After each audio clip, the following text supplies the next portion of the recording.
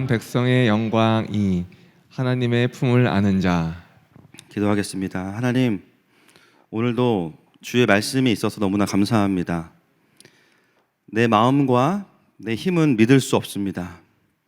오직 진리만이 생명입니다. 오늘도 그 진리를 따라가는 우리가 되게 하시고, 특별히 또 돌아온 한 주간은 오랜만에 만나는 가족들 또 친척들과 함께 시간을 보냅니다. 하나님, 참으로 어렵고 힘든 시간 속에서 온 가족들이 모일 때에 정말 빛의 자녀로서 그곳에서 섬기는 자가 되게 하시고, 또 그 은혜들을 충분히 받는 시간으로 기름 부어 주시옵소서. 예수님의 이름으로 기도합니다. 네, 요한복음 강의 10번째 시간입니다. 우리가 지난주에는 예수님을 영접할 때 말씀이신 예수님이 내 안에 들어오셨다. 아멘이시죠? 그리고 그 예수님은 내 안에 존재만 하시는 게 아니라 그분의 권세를 사용하셔서 우리를 하나님의 자녀답게 인도해 가시고 이제 만들어 가신다. 그 말씀을 확인했습니다. 그래서 이 구원의 여정은요, 우리의 수고와 노력도 필요해요. 그렇죠? 그러나 우리의 힘만으로는 안 됩니다. 반드시 뭐가 필요해요? 그분의 권세가 필요합니다. 그래서 우리가 신앙생활하면서 건강한 고민들이 뭐냐면, 구원을 받았냐 안 받았냐를 너무 나의 행위의 관점에서 보기 시작하면요, 지난주는 지옥이고 이번 주 천국이고 막, 그죠? 잘 살면은 천국 갈 것 같은데 못 살면 지옥 갈 것 같고, 예, 늘 이 불안함이 좀 있어요. 사실은 우리의 가장 큰 자녀로서의 영광과 부르심은 어디에 있냐? 뭔가 두려워서라기보다는 이미 구원받은 자녀로서 자녀에 합당한 영광스러운 삶을 살아가는 것이죠. 그래서 우리가 그 과정 속에서 또 삶 속에 드러나는 성령의 열매를 통해서도 확인하게 되는 겁니다. 그래서 우리의 부르심은 천국에 세입 하는 게 아니에요. 아, 겨우 도착했다, 지옥엔 안 갔지, 이것이 아니라 사실 하나님 우리에게 원하시는 삶은 더 풍성한 삶인 줄 믿습니다. 그래서 우리는요, 사실은 구원을 넘어서서 성령 충만한 삶을 구해야 됩니다. 그러려면 여러분, 거룩의 문제가 반드시 돌파가 돼야 되는 거예요. 그렇죠? 우리가 어떤 거룩의 문제가 반드시 돌파돼야 되는 이유는 성령 충만한 삶을 살고 하나님께서 우리를 사로잡으시는 삶을 살기 위해서 필요한 겁니다. 제가 늘 말씀드리지만, 여러분, 술, 담배 하면 천국 갑니까? 지옥 갑니까? 천국을 빨리 가요. 그렇죠? 복수 차고 폐에 막 물들고 힘들어가지고 천국 빨리 가요. 네. 우리의 관심이 어디에 있냐? 이 땅에서도 하나님 나라를 누리고 자녀로서의 영광을 누리고 또 하나님 나라가 전진하는 것을 보는 것, 그 영광과 기쁨에 사로잡혀서 신앙생활을 하다가 천국 가는 겁니다. 그러니까 때로는 우리가 너무 고달파서 천국을 가고 싶은 마음도 들어요. 그러나 하나님 우리에게 기본적으로 구원받은 이후에 우리에게 주시기 원하는 삶은 완전하진 않지만 충분한 이 땅에서도 하나님의 나라를 경험하는 것이죠. 그래서 우리가 사실은 구원받은 이후에 이 천국 가기 전까지의 시간이 굉장히 중요한데, 이 시간에 대한 고민과 성경적인 가이딩은 충분히 받지 못하는 일들이 많습니다. 예, 특별히 구원받은 이후에도요, 우리가 이제 속사람학교를 이제 이번에 리더들이 먼저 하고 있는데, 할 때마다 느끼는 게 있어요. 속사람학교를 하면 저희 교회 금요집회 엄청 뜨겁잖아요. 막 기도가 터지는데 속사람학교는 기도가 안 터져요. 현타가 넘어오니까. 다 어떤 느낌이냐면, 나 아직도 안 변했어? 나 진짜 나 20년 차인데 아직도 이렇구나, 막 이런 마음들이 올라오고, 그러다 보니까 이게 기도가 안 터져. 그래서 기도하면 조용합니다. 예, 원래 그런 겁니다. 예. 근데 그게 절망으로 가는 게 아니라 어디로 가요? 하나님에 대한 소망으로 가는 거예요. 그리고 사실 잘 보면 완전 똑같지 않아요. 예, 과거의 그 포인트가 굉장히 많이 다루어져 있다는 걸 알게 됩니다. 여러분, 이 삶의 여정이 바로 하나님께로부터 난 자들이 누리는 영광입니다. 혈통이나 육정이나 사람의 뜻으로 나지 아니하고 하나님께로부터 난 자들이 자녀로서의 삶의 영광을 누려가는 삶의 여정이 이런 삶이에요. 많은 사람들이 구원을 받았음에도 불구하고 여러 가지로 왜곡되고 또 신앙에 타협을 하는 이유는, 오늘 본문에 근거하면 진짜 하나님의 자녀로서의 영광을 충분히 보지 못했기 때문이에요.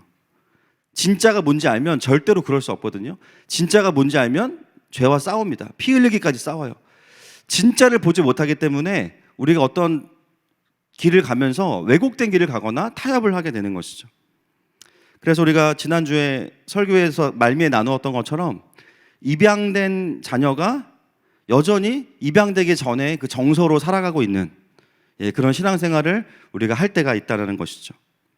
자, 오늘 본문 14절 말씀을 같이 보겠습니다. 시작. 말씀이 육신이 되어 우리 가운데 거하심에 우리가 그의 영광을 보니 아버지의 독생자의 영광이요 은혜와 진리가 충만하더라. 아멘. 요한은 육신이 되신 예수님을 통해서 우리가 봐야 될 것이 있다 이렇게 이야기하죠. 그러니까 저희가 중요한 건 뭐냐면 보지 못했기 때문에 살아내지 못하는 부분이 있다는 거예요. 그게 뭐냐, 바로 아버지의 독생자의 영광이다. 즉 하나님 아버지의 완전하신 자녀는 어떤 모습인가를 먼저 보라는 거예요. 그리고 그 자녀를 통해서 아버지가 어떤 분이신지를 또한 알 수 있다는 거죠. 자, 18절 말씀 넘어가겠습니다. 같이 시작. 본래 하나님을 본 사람이 없으되 아버지 품속에 있는 독생하신 하나님이 나타내셨느니라. 정확하게 18절 말씀은 그것을 이야기하고 있습니다. 자녀를 보면 부모가 보인다는 거예요. 예수님을 보면 하나님 아버지를 본다는 거예요. 그래서 예수님은 이 땅에 오셔서 독생자의 영광과 그리고 하늘 아버지의 영광을 함께 나타내 보여주신 분이 바로 예수 그리스도이시죠. 그래서 오늘 본문에서 두 번이나 나오는 단어가 이 독생자라는 단어입니다. 모노게네스라는 단어인데요, 의도적으로 사도 요한이 이 표현을 강조하고 있죠. 독생자의 뜻은 뭐냐면 홀로 난 아들, 홀로 난 자라는 뜻입니다. 여러분, 예수님은 하나님 아버지로부터 나오셨어요. 맞습니까? 영원 전에 나오셨습니다. 이거를 잘못 이해한 분들이 예수님도 피조물이다라고 말했던 이단들이 있는데요, 예수님은 피조물이 아닙니다. 하나님으로부터 나온 하나님의 모든 성품을 공유하신 하나님이세요. 지금 머리에서 막 김이 나시죠? 원래 그런 겁니다. 그게 무슨 말이야? 예를 들어 드리면, 여기 있는 이 아빠들이 집에서 열심히 이케아 가구를 배송 받아가지고 탁자를 열심히 만드셨어요. 그거는 우리 아빠들의 작업의 결과물이죠. 그렇죠? 그래서 굉장히 단순하지만 이제 마이너스의 손의 은사를 가진 분들은 그 식탁도 막 앞뒤가 안 맞아 막, 그죠? 그래서 막 밥을 올려놓으면 막 국을 쏟고 막 이런 분들 계시고, 그리고 잘 만드신 분들은 좀 약간 문제가 있는 제품이 와도 우리 장로님들 같은 경우는 다 고쳐가지고 딱 짱짱하게 쓰시는 분들이 있어요. 그 작품을 보면 그 만든 사람의 능력을 알 수 있습니다. 여러분, 이게 뭐냐면요, 피조물을 보고 세상을 보면서 하나님을 알 수 있는 수준이에요. 그러나 여기 있는 아빠들의 아들과 딸들을 생각해 보세요. 단순한 피조물이 아닙니다. 왜죠? 우리의 자녀들은 우리의 DNA를 함께 공유하고 있어요. 예수님이 왜 하나님이시냐? 하나님 아버지로부터 유일하게 독생하신, 유일하게 나오신 분이래요. 그래서 하나님의 모든 속성과 성품과 DNA를 동일하게 공유하고 계시기 때문에 하나님이신 거예요. 초대교회가 이거를 잘 정리를 못해가지고 몇백 년 동안 엄청 싸웠습니다. 그래서 예수님은 창조되신 게 아니에요. 그분은 바로 독생하신 하나님이신 거예요. 빌립보서 2장 6절부터 11절 말씀 보겠습니다. 시작. 그는 근본 하나님의 본체시나 하나님과 동등됨을 취할 것으로 여기지 아니하시고 오히려 자기를 비워 종의 형체를 가지사 사람들과 같이 되셨고 사람의 모양으로 나타나사 자기를 낮추시고 죽기까지 복종하셨으니 곧 십자가에 죽으심이라. 이러므로 하나님이 그를 지극히 높여 모든 이름 위에 뛰어난 이름을 주사 하늘에 있는 자들과 땅에 있는 자들과 땅 아래에 있는 자들로 모든 무릎을 예수의 이름에 꿇게 하시고 모든 입으로 예수 그리스도를 주라 시인하여 하나님 아버지께 영광을 돌리게 하셨느니라. 아멘. 예수님은 근본 하나님과 본체이십니다. 이게 삼위일체의 신비죠. 그래서 우리에게 놀라운 것은 뭐냐면 이제부터가 참 놀라운 거예요. 그 하나님만이 가지실 수 있는, 성자 예수님만이 가지실 수 있는 그 독생자의 영광, 하나님의 형상과 성품을 누구에게도 부여하셨다는 거예요. 우리에게도 부여하셨다는 거예요. 물론 하나님의 속성과 성품을 다 가진 건 아닙니다. 부분적이에요. 그리고 죄로 인해서 우리가 망가졌기 때문에 퀄리티가 많이 다르죠. 하나님의 사랑과 우리의 사랑은 매우 다릅니다. 그러나 근본적으로 사람의 사람됨, 사람의 존귀함이 어디로부터 나오는가? 하나님의 형상을 사람에게 부여하신 것. 여러분, 많은 분들이 잘못 오해하시는 게 사람만 흙으로 만드셨다고 생각하는 분들이 있어요. 성경을 꼼꼼하게 보면 고양이도 고등어도 다 흙이에요. 그렇죠? 그래서 다 썩으면 먼지가 됩니다. 우리가 흙으로 만들어서 존귀한 게 아니라 우리에게 하나님이 영이라는 특성을 주셨고, 영, 스피릿, 그리고 하나님의 성품을 주셨어요. 뭐 사랑, 공의, 거룩, 진실함, 하나님 안에 있는 그 성품들을 우리에게 부여해 주신 거예요. 얼마나 감사합니까? 그리고 그것을 뭐라고 부르냐면 하나님의 형상대로 우리를 지으셨다, 이렇게 이야기하죠. 여러분, 그래서 우리가 예수님을 닮아간다는 것은 단순히 착해진다는 것이 아니라, 물론 그런 부분도 있어요. 하나님의 형상을 회복한다가 더 정확한 말입니다. 예수 그리스도 안에 있는 그 하나님의 형상, 우리 안에 있는 하나님의 형상 동일한 거예요. 그래서 예수님을 닮아간다는 말은 다른 말로 표현하면 내 안에 있는 하나님의 형상이 회복되어진다는 뜻입니다. 어떻게 그 형상을 회복하는가? 에베소서 4장 13절 말씀 보겠습니다. 시작. 우리가 다 하나님의 아들을 믿는 것과 아는 일에 하나가 되어 온전한 사람을 이루어 그리스도의 장성한 분량이 충만한 데까지 이르리니. 자, 방법이 뭐죠? 하나님의 아들을 믿는 것과 아는 일에 하나가 되는 겁니다. 여기 이것이 바로 영적인 성숙의 비결이에요. 쉽게 표현하면 살아계신 예수님과의 깊은 대면함과 교제를 통해서 우리는 내 안에 그리스도의 장성한 분량을 채워갑니다. 어제 한 성도분이 로데몬에서 잠시 뵀는데 저한테 그런 질문을 했어요. 목사님, 힘을 빼라고 말씀하시는데 늘 어떻게 힘을 빼요? 힘을 빼보니까 무기력해지고 삶이 퍼집니다. 그리고 힘을 주면 자꾸 내가 계획을 하게 됩니다. 제가 설명을 잘못한 것 같아요. 디테일하게 해드리지 못해서 오해하신 것 같아요. 사실 힘을 빼라는 말보다 더 정확한 말이 뭐냐면 힘을 다른 데 주라고 말씀을 드렸어야 되는데 힘을 빼라 그랬더니 우리 성도분들이 또 다 아멘 하시는 분들이니까 진짜 힘을 빼신 거예요. 그래가지고 에라 모르겠다 이제 이렇게 되는데 뭐 필요해요. 근데 이제 우리가 이제 오징어는 아니잖아요, 그죠?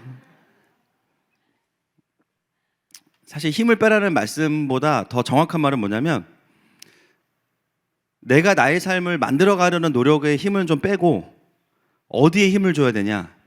예수님과 동행하는 거예요.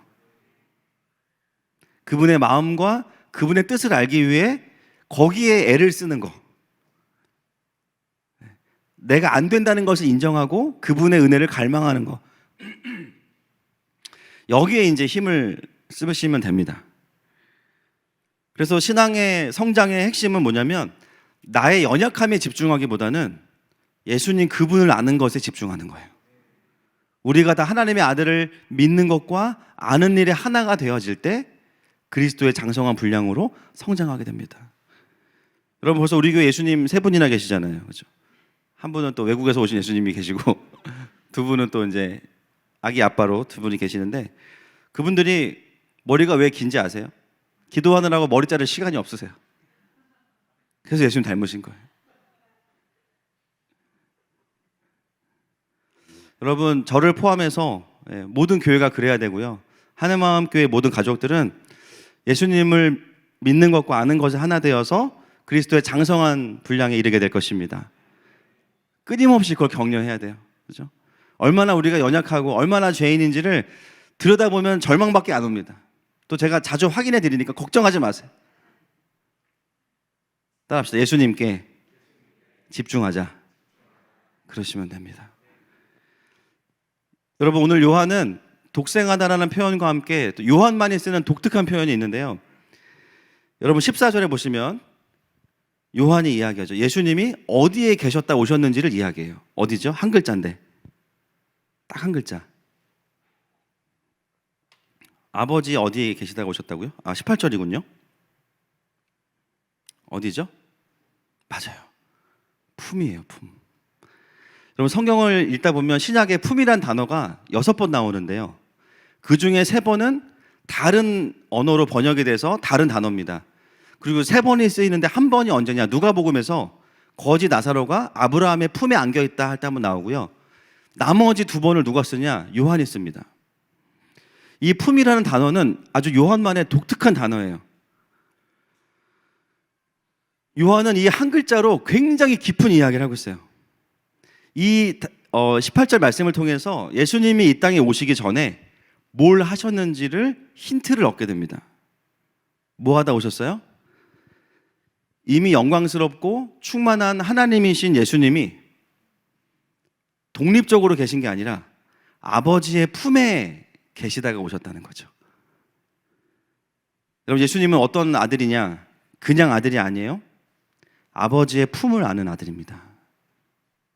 이게 중요한 거예요. 그 품이 의미하는 건 뭐예요? 완전한 사랑과 완전한 연합과 완전한 소통과 완전한 친밀함.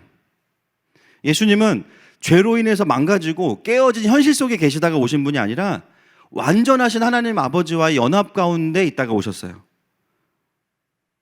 여러분, 사실 하나님은 육이 없으시기 때문에 품이라는 것 자체가 존재하지 않죠. 이 품이라는 단어는 요한이 비유적으로 쓰는 단어일 수밖에 없어요. 그래서 이 품이라는 것은 어떤 하나의 물리적인 공간이 아니라 그 완전한 하나님 아버지와의 사랑과 연합을 의미합니다. 그리고 예수님은 이미 하나님이신데요, 부족한 게 없는 하나님이신데 이 품이라는 단어가 의미하는 것은 뭐냐면 하나님 아버지에 대한 나를 완전히 의탁함, 여기까지를 포함하는 거예요. 여러분, 예수님이 이 땅에 오셔서 가장 그리워하셨던 게 뭘까요? 하늘 아버지의 품이죠. 십자가에서 예수님의 가장 큰 고통, 하늘 아버지의 품으로부터의 거절이죠. 그 아버지의 품에 있었기 때문에 예수님은 뭘 볼 수밖에 없었냐면 이 땅을 향해서 슬퍼하시는 아버지의 눈을 볼 수밖에 없었던 거예요. 그럼 예수님이 강제로, 야, 아들이 너밖에 없다, 네가 좀 내려가야겠다. 나 싫은데, 발로 뻥 차가지고 내려오신 게 아니에요. 물론 성부 하나님의 계획과 뜻이 있으세요, 분명히. 그러나 이 땅에 내려오신 예수님의 마음은 어떤 마음이에요? 이 땅을 향한 긍휼함도 있지만 하나님 아버지의 슬픔을 본 거죠. 아버지의 슬픔에 대한 반응으로서 자신을 내어주신 예수 그리스도. 여러분, 모든 구원의 여정의 시작은요, 어디로부터 시작되냐? 삼위 하나님 안에서의 깊은 연합의 품으로부터 이 땅의 구원이 시작되는 거예요. 놀랍게도 그 깊은 의미를 요한은 품이라는 한 글자를 가지고 던지고 지나갑니다. 우리는 못 지나가. 여러분, 우리 또한 마찬가지예요. 결국 우리도 하나님과의 깊은 사랑의 연합 안에서 하나님의 마음을 받아내기 시작하면서부터 사실은 도시 선교사로서의 삶을 시작하죠. 또한 하나님은 이것을 우리가 그리스도인으로 누리도록 하시기 위해서 품이라는 단어를 이해시키기 위해서 무엇을 만드셨냐면 가정을 만드신 겁니다. 여러분, 하나님의 천지창조는 6일째 기본적인 게 다 완성이 되지만 마지막에 하나 더 만드신 게 뭐예요? 하와를 만드시면서, 아마 이게 그 창조 안에 들어가 있지만 스토리는 밖으로 빼 있기 때문에 우리는 논리적으로 나중이라고 생각하지만 사실은 동시에 일어난 겁니다. 하와를 만드시면서 어떻게 했어요? 바로 결혼을 딱 하잖아요. 하나님의 창조의 마지막이 뭐예요? 가정이에요. 왜 하나님은 남자와 여자를 만드시고 연합하게 하셨는가? 이 품이라는 것을 경험하게 하시기 위해서죠. 연합이라는 것을 개념이 아니라 온 나의 오감이 다 느낄 수 있도록 하시기 위해서 가정을 만드셨어요. 그래서 우리가 어떤 말을 자주 쓰냐면 가족의 품으로 돌아갔다, 이런 말 많이 씁니다. 군대 갔다 온 아들이 가족의 품으로 돌아갔다. 유학 갔다가 온 아들이, 딸이 가족의 품으로 돌아갔다. 여행을 갔다가 온 자녀들이 가족의 품으로 돌아갔다. 물론 가출도 있습니다. 가출한 자녀가 경찰서를 통해서 가족의 품으로 돌아왔다. 집 나간 삼식이가 가족의 품으로 돌아왔다. 하나님께서 우리에게 육신의 부모를 통해서 기대하시고 또 만드신 그 이유는 뭐냐면 품이라는 것을 경험하도록 하시기 위해서 가정을 만드신 거예요. 그리고 그 품의 근원은, 그 따뜻함은 바로 하나님 아버지. 그래서 여러분, 죄로 인해서 제일 먼저 일어난 두 가지가 뭡니까? 하나님과 인간의 품이 깨졌어요. 에덴을 떠나면서. 그 다음 3장 12절, 창세기 3장 12절 시작. 아담이 이르되 하나님이 주셔서 나와 함께 있게 하신 여자 그가 그 나무 열매를 내게 주므로 내가 먹었나이다. 책임져야 할 가장이 책임지지 않고 그 모든 책임과 비난을 아내에게 돌리죠. 하나님과. 선악과를 먹은 이후에 가장 먼저 드러난 죄의 열매가 뭐냐면 부부의 연합이 깨진 거예요. 하나님과의 품이 깨지고 가정의 품이 깨집니다. 원래대로라면 자녀들은 부모의 연합을 보면서 자라나야 되는 게 하나님께서 디자인하신 모습이에요. 그 속에서 따뜻한 품을 경험하고 진짜 권위가 무엇인지를 배우고 질서를 경험하면서 자라나라고 만드신 제도가 가정입니다. 그리고 그 품에 대한 따뜻함을 가지고 하나님을 왜곡 없이 바라보면서 경외하도록 만드신 것이 하나님의 시스템이에요. 근데 문제는 뭐냐면 죄가 들어옴으로 인해서 그것들이 다 동시에 깨져버린 거예요. 그래서 가정의 깨어짐은 자녀들이 봐야 될 영광을 보고 배울 기회들을 다 무너뜨렸습니다. 여러분, 청년 사역하면서 진짜 제일 어려운 것 중에 하나가 뭐냐면요, 결혼에 대한 소망이 없는 청년들이 너무 많아요. 이유는 거의 똑같습니다. 부모님을 보면 혼자 사는 것도 나쁘지 않을 것 같습니다. 그렇게 생각하는 청년들이 엄청 많아요. 가정에 대한 하나님의 디자인한 그림보다 죄로 인해서 여전히 아파하시고 고민하시는 그 부모들의 연합이 깨어진 모습을 보면서 가정에 대한 그림이 없어요. 근데 그 이야기가 바로 창세기에 들려지는 이야기와 똑같습니다. 죄로 인해서 타락하고 그로 인해서 하나님의 품과 가정의 품이 다 깨어진 거예요. 그래서 여러분, 창세기 이야기는 거창한 이야기 같지만 한 가정에 깨어진 이야기입니다. 그래서 에덴 동산을 쫓겨난 이후에 바로 나오는 이야기가 뭐냐면 자녀들의 이야기예요. 가인과 아벨의 이야기. 어떻게 해요? 가인 똑같죠. 자신의 제사가 실패한 이유를 자신에게서 찾는 것이 아니라 하나님과 아벨에게 돌리죠. 하나님은 아벨만 사랑하신다고 생각해요. 그리고 하나님에게는 반항과 불순종을 합니다. 여러분, 생각해 보세요. 아담과 하와가 에덴 동산 이전의 모습과 이후의 모습이 똑같을까요? 당연히 다르겠죠. 그전에는 사랑하고 연합했다면 에덴 동산 이후에 아담과 하와는 어땠을까요? 아담이 술만 먹고 들어오면 맨날 그 얘기 하는 거예요. 당신이 그거 선악과만 안 먹었어도 내가 이렇게 되진 않았을 텐데, 내가 그래서 과일 안주는 안 먹잖아.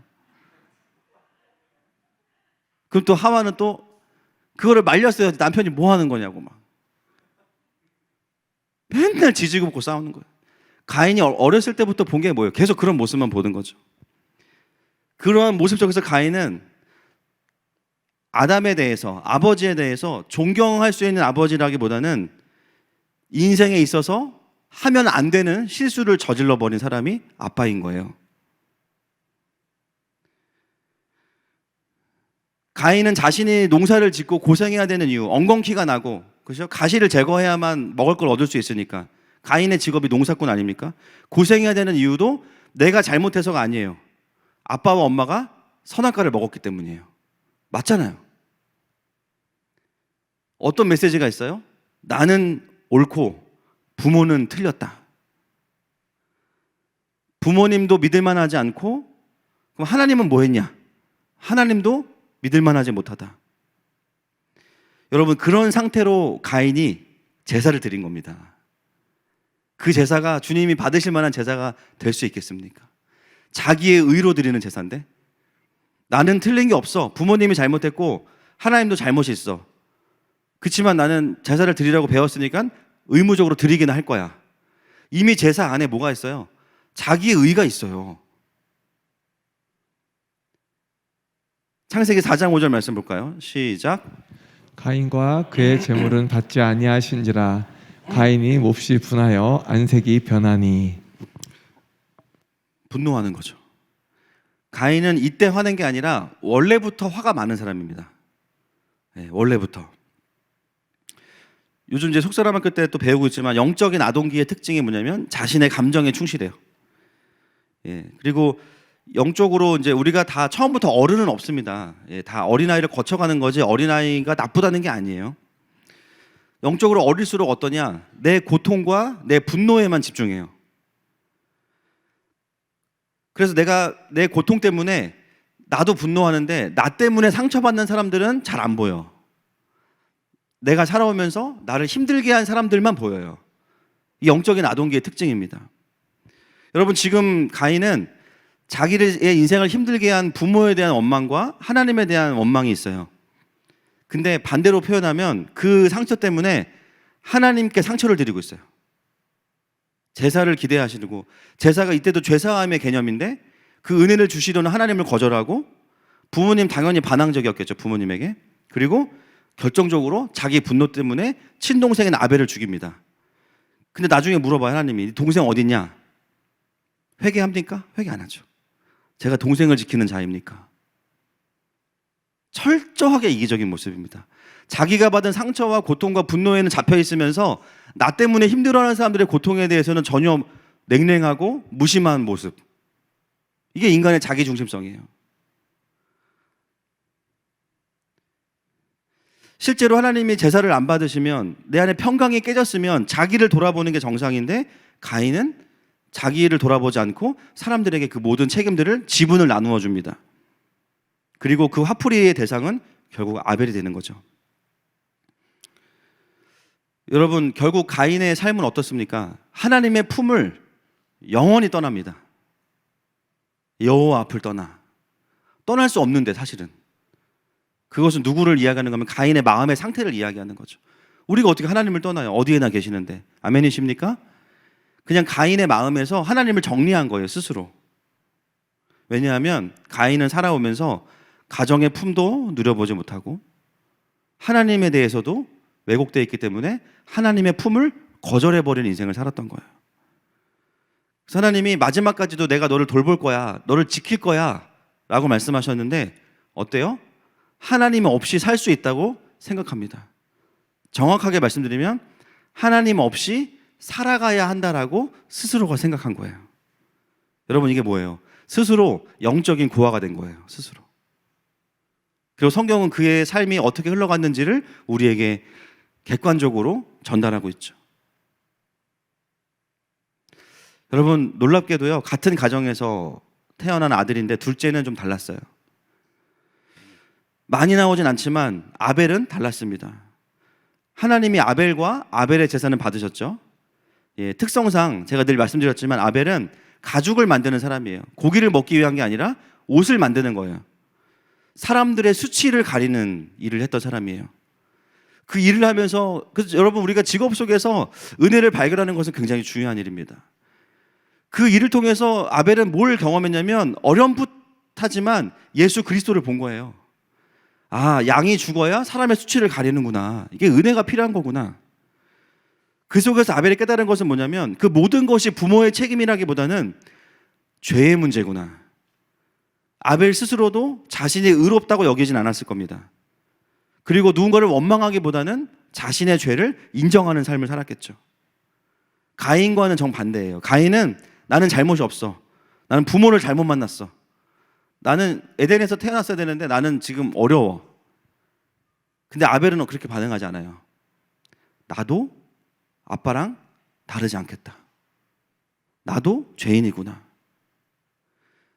그래서 육신의 부모의 모습을 죄로 인해서 이해하고 그 모습을 하나님께 투영하지 않았어요. 오히려 이 괴리감 때문에 어려울수록 어떻게 했냐면 하나님 아버지를 더 갈망했어요. 그리고 분명히 아벨의 제사에는 자신의 죄뿐만이 아니라 부모님의 죄까지도 같이 있었을 거예요. 하나님, 우리 아빠 엄마가 지은 죄를 회개합니다.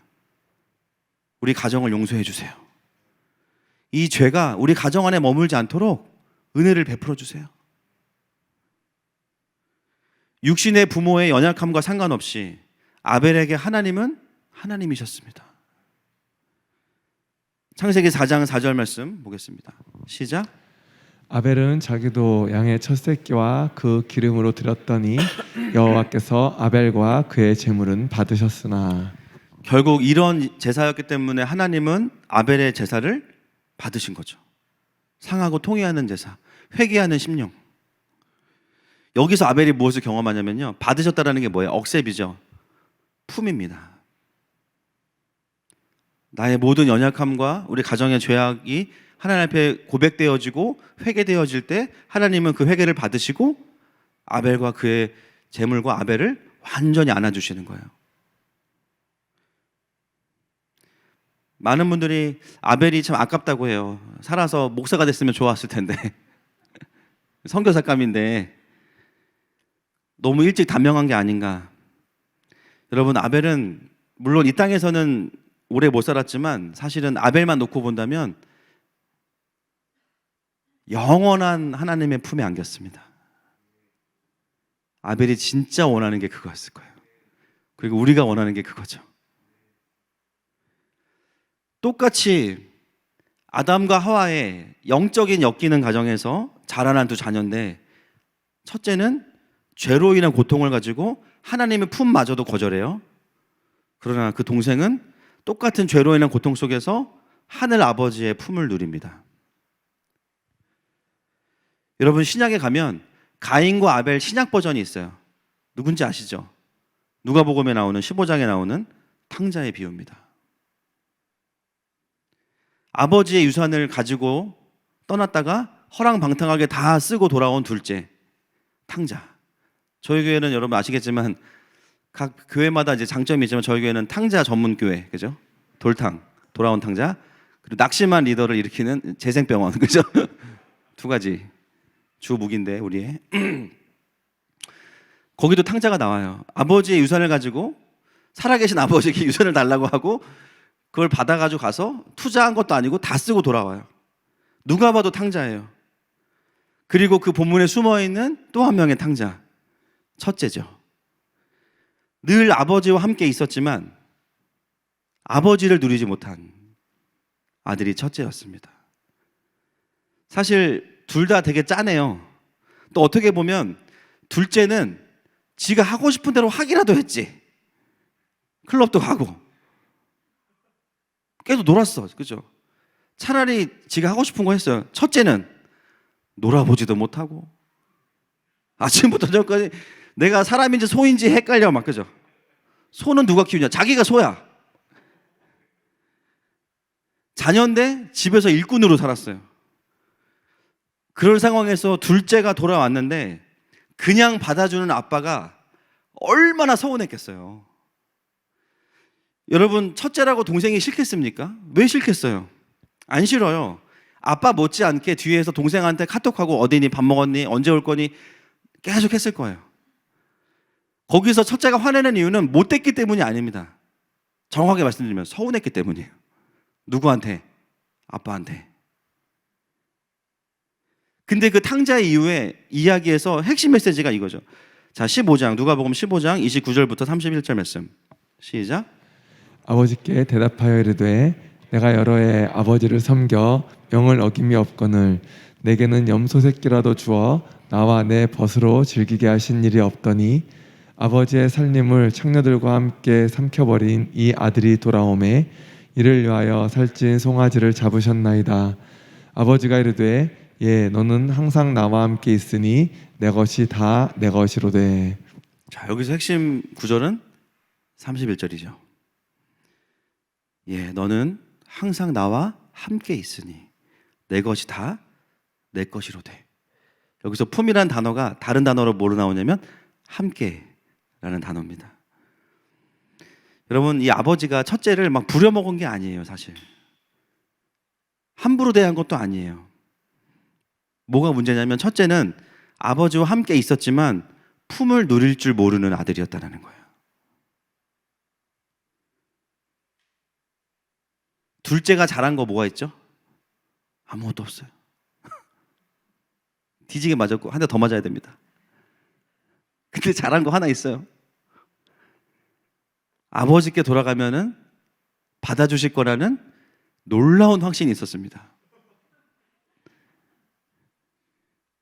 무엇에 대한 확신이에요? 품에 대한 확신이에요.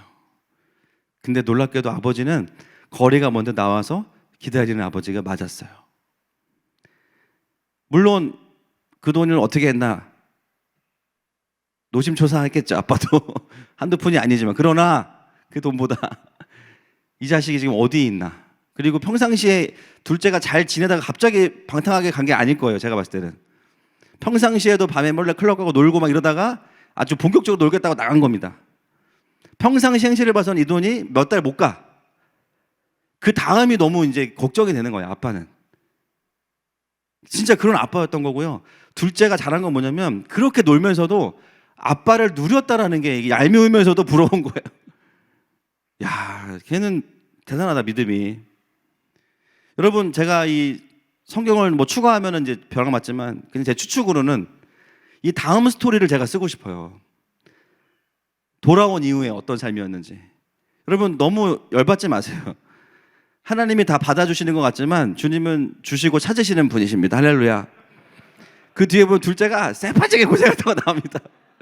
형이 하던 일 지가 다 하고 야간 근무하고, 근데 이제 문제는 뭐냐면 감사해서 고마워서 이제 아이고 그동안 내가 너무 철이 없었지 하면서 형이 하던 일 다 하고, 형은 어떻게 했을까? 그동안 이제 일만 했잖아요. 모아놓은 돈이 많단 말이에요. 아빠랑 이제 유럽 여행 갔어요. 할렐루야. 백신 맞고 유럽 여행 갔어요. 그래서 더 행복하게 살았다, 이제 그런 스토리라고 저는 생각을 합니다. 그러니까 너무 이거를 억울해하지 마시고, 너무 첫째에 이입되지 마시고, 정말 많은 사람들이 신앙생활을 하고 내가 그리스도인이다라고 말하면서 또 하나님 나라를 위해 살면서도요, 하나님 아버지와의 친밀함, 그 품으로부터 풀어지는 사역이 무엇인지를 잘 모르는 분들이 생각보다 많습니다. 여전히 어떻게 살아요? 가인처럼 해결되지 않는 가인의 마음이 있어. 아벨도 있지만 내 안에. 그리고 첫째의 마음도 있는 거예요. 늘 교회 안에 있지만, 늘 열심히 성실히 하지만 사실은 아버지를 누리는가라고 질문해 봤을 때 그렇지 못한 거예요. 그러니까 늘 긴장되고 책임감이 있어야 되고 늘 실수하면 안 되고, 물론 그게 나쁜 게 아닙니다. 근데 오늘 아버지가 서운해하는 건 뭐냐면, 그거 너무 고맙다, 도와주는 거. 그러나 네가 좀 내 품을 누렸으면 좋겠다. 그게 하나님께서 오늘 이 품이라는 단어를 통해서 우리에게 다가오시는 메시지입니다. 여러분, 이 품이라는 단어를 한 번 더 요한이 쓰는데요. 언제 쓰냐면, 자, 요한복음 13장 25절 가보겠습니다. 요한이요, 굉장히 의도적인 사람이에요. 진짜 기가 막힙니다. 시작. 25절 시작. 그가 예수의 가슴에 그대로 의지하여 말하되 주여 누구니이까. 예, 요거 잡아내야 됩니다. 요 가슴이라는 단어가 똑같은 단어예요. 그러니까 요한은 이미 이거를 연결시켜 놨어요. 사실은 예수님이 하나님의 품에 안겨 있는 모습과 자신이 예수님께 안겨 있는 모습을 연결시켜 놨어요. 그리고 이때는 이제 식사 시간이기 때문에 유대인들은 식사 어떻게 하는지 아시죠? 누워서 이렇게 하고 밥을 먹습니다. 소화가 안 될 것 같은데, 그러니까 서로 이렇게 누워 있다 보니까 어떤 느낌이냐면, 예수님이 요한을 이렇게 안고 있는 느낌이 아니라 예수님이 이러고 계시고 요한이 반대로 누워 있으면 예수님의 품 앞에 요한이 있어요.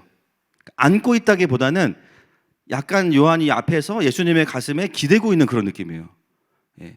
이런 거를 왜 기록할까요? 내가 좀 특별하다, 이런 거예요. 요한은 아주 교묘하게 장치들을 많이 해놨습니다. 근데 이 예수님과의 친밀함의 자리에 자신이 있다라고, 자기가 거기에 있다라고 말하면서 그냥 친밀함만 누린 게 아니라 이 품에 대한 메시지를 던지면서요. 26절 말씀 넘어가겠습니다. 시작. 예수께서 대답하시되 내가 떡 한 조각을 적셔다 주는 자가 그니라 하시고 곧 한 조각을 적셔서 가룟 시몬의 아들 유다에게 주시니. 여러분, 요한이 예수님의 품에 안겨서 뭐 합니까? 조용한 소리로 다른 사람들은 들을 수 없는 질문들을 막 하는 거죠.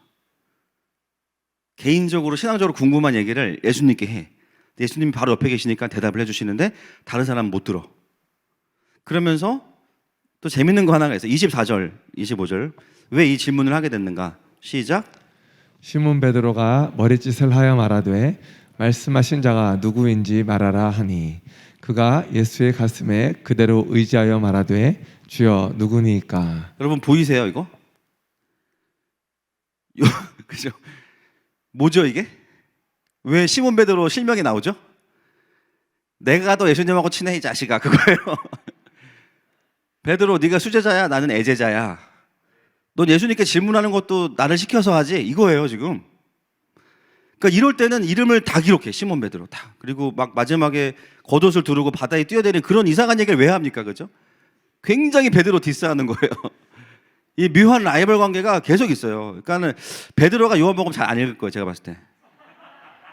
열받아서. 베드로가 물어볼 수 없는 거를 요한을 통해서 물어볼 정도로 요한은 예수님과 친밀하다라는 거를 객관적으로 기록하는 것 같지만 사실 굉장히 주관적으로. 누가 더 예수님과 친밀한가? 사도 요한이 나야. 예수님과 가까이 있는 사람은 예수님과 대화할 수 있습니다. 그 대화의 내용은 형님 식사하셨습니까? 이런 일반적인 것만이 아니에요. 예수님의 계획을 알 수 있어요. 누굽니까? 예수님이 가룟 유다를 말씀하시죠. 여러분, 우리가 그 예수님과의 깊은 친밀함 안에 있으면요, 그분과 만나지기 시작하면 그 다음부터는 뭐냐면요, 전부는 아니지만 그 하나님의 경륜과 계획들을 열어주시는 만큼 듣고 현실에서 확인할 수가 있어요.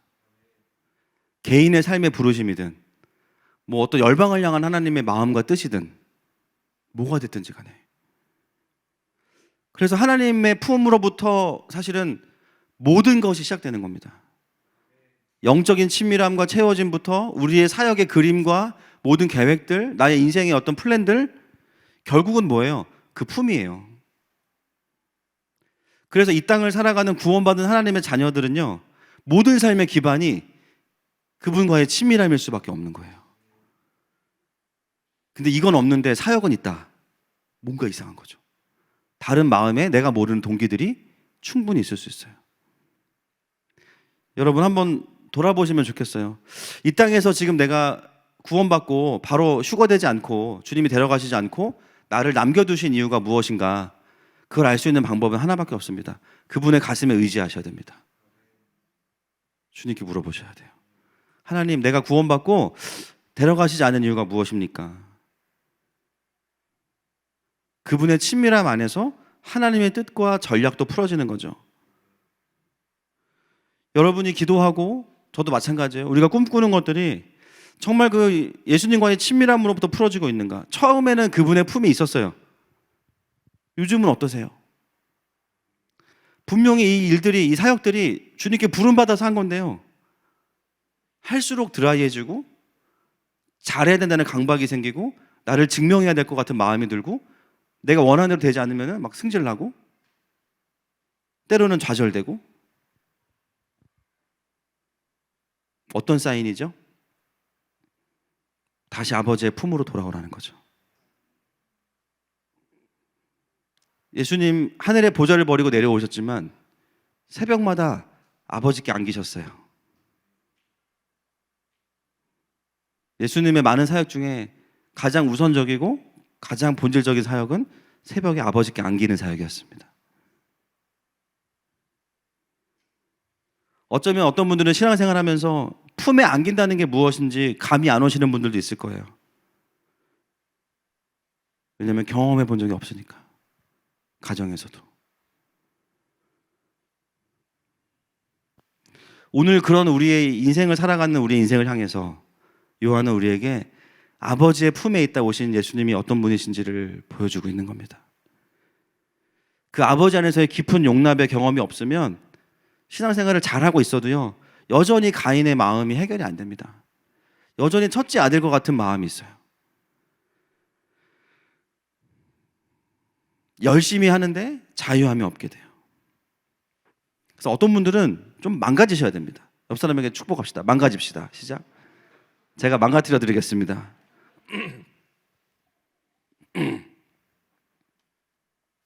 살아오면서도 내가 온전히 부모에게 의탁된다는 느낌을 경험해보지 못한 자녀들이 생각보다 많습니다. 또 어떤 부모들은요, 자녀를 강하게 키우려고 그래요. 강하게 키우는 것 자체가 성경적이라고 볼 수는 없어요.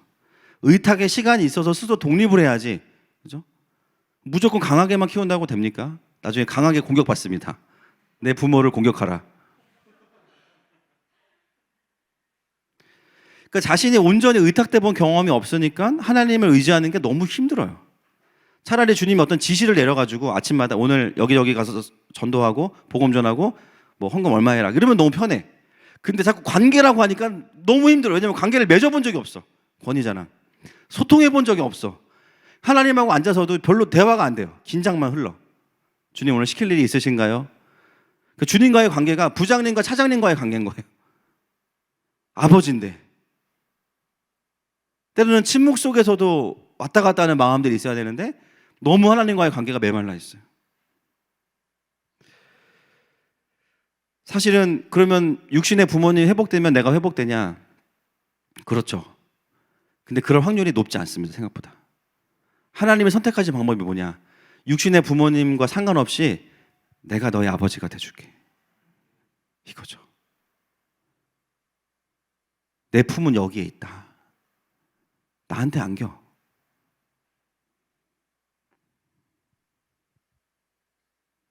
그리고 육신의 부모는 그럴 수 있어.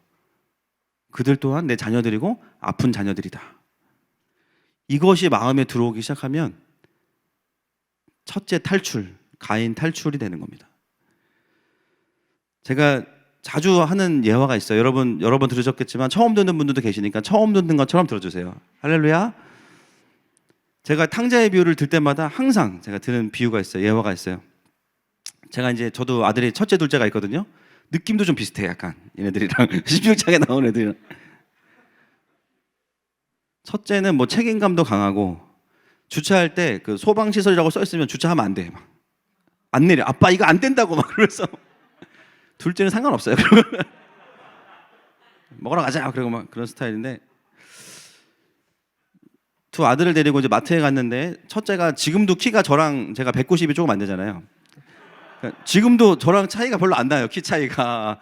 이제 중학생 6학년 이제 올라가야 되는 친구인데 발이 막 지금 280이 넘어가니까 근데 얘는 원래 계속 컸어요. 뱃속에 있을 때부터 간호사들이 다리가 길다 뭐 외국 사람이냐 이런 얘기하고 막 근데 얘가 9살 때 마트에 갔다가 진짜 원인 모르게 열이 막 오르는 거예요. 갑자기 막 첫째가. 그래서 너무 제가 힘이 깔아앉으니까 제가 이제 은유를 업혀 막 그랬는데 그때 얘가 그렇게 아픈데 한마디 딱 하더라고요. 아빠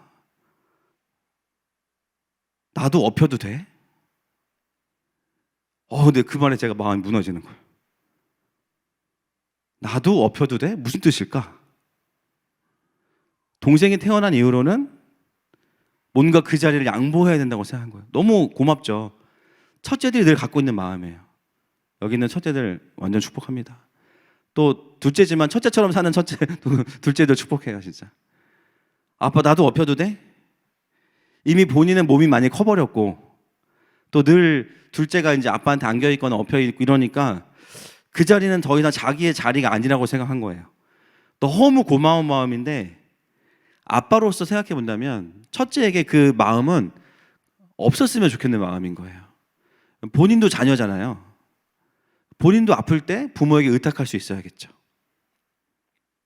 제가 운동을 왜 이렇게 열심히 할까요? 이유가 있습니다. 제가 마트 한복판에서 업었어요. 우지끈, 허리가 우지끈. 은유라, 아빠가 너 평생 업어줄 거야. 평생 업어줄게. 그리고 최소한 일주일에 2-3번은 제가 안아주고 업어줍니다. 등 근육이 더 생기고 있어요. 그래서 물론 그날 마트에서 오면서도 끝까지 업어줬어요. 침대까지. 물론 중간에 차는 탔습니다. 운전은 해야죠. 여러분 오늘 이 품이란 단어를 통해서 하나님 우리에게 속삭이시는 내용이 있어요. 너는 왜 나한테 업혀도 돼요? 라고 물어보지 않니? 너는 왜 나한테 힘들다고 말하지 않니? 너는 왜 나한테 못하겠다라고 말하지 않니? 말해도 된다. 왜냐하면 내가 너의 창조주고 너의 아버지니까.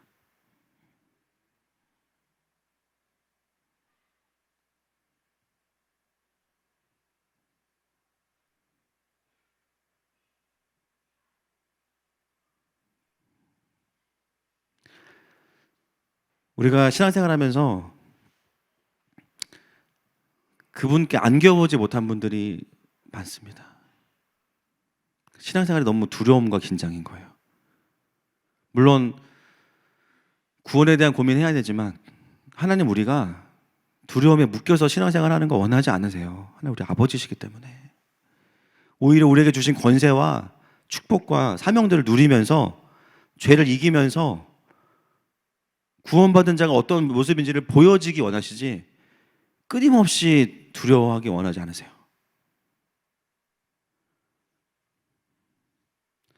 오늘 우리에게 그렇게 살아가는 우리에게 그분의 품에 안겨 있다가 오신 첫째 아들 예수님을 보여주신 거예요. 첫째인데 너무 건강한 거예요. 첫째인데 어떤 면에서는 너무 막내 같아. 완전히 하나님께 의탁돼 있어. 잠시도 그분 없이는 움직일 수 없는 분이 예수님이신 거예요. 왜 우리에게 보여주십니까? 자랑하려고? 아니죠. 이게 너를 향한 내 마음이다. 이게 너와 내가 함께 누리고 싶은 영광이다. 여러분, 우리는 이미 예수님을 알고 있고 영접한 자녀들입니다. 이미 회심했죠, 우리가. 그런데 오늘 또 다른 회심이 필요해요. 그분의 품을 향한 회심.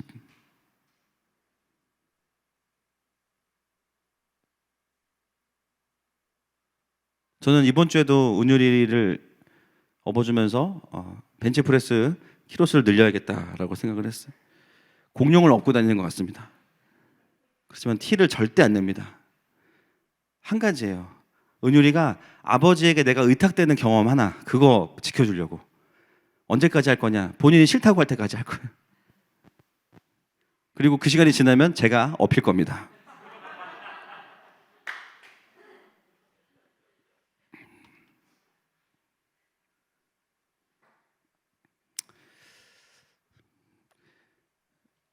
우리가 하나님 아버지께 하나님과 동행하면서 여러 가지 일들을 할 수 있지만 가장 근본적인 게 무너지면 너무 어려워지는 거예요. 사역을 해도 그분께 안겨서 해야죠. 안겨서. 이 시간에 오늘 그 품으로 부르시는 주님 앞에 함께 좀 찬양하면서 여러분 좀 반응하시면 좋겠습니다.